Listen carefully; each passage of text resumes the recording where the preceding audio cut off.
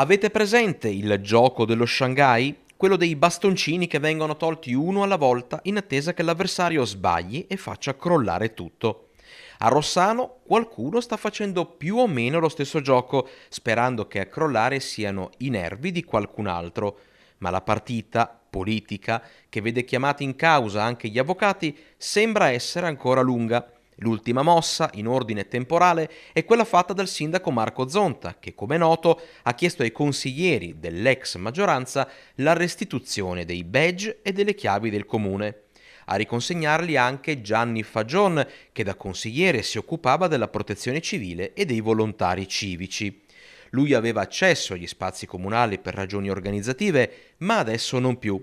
Ecco che Fagion racconta come in una mail il sindaco si sia detto all'oscuro del fatto che lui avesse avuto per anni badge e accesso in comune.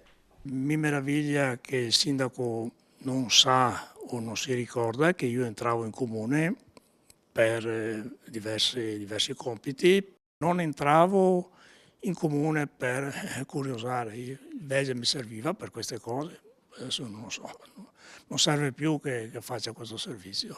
E c'è chi ipotizza che il ritiro del badge sia la prima mossa per togliere a Fagion tutte le sue deleghe. Di fatto non mi ha detto niente, non ha fatto nessuna rimozione oppure revoca delle deleghe. Gli occhi raccontano meglio delle parole il forte dispiacere di chi per anni appunto si è speso per la collettività. Adesso a Rossano si attende la prossima mossa.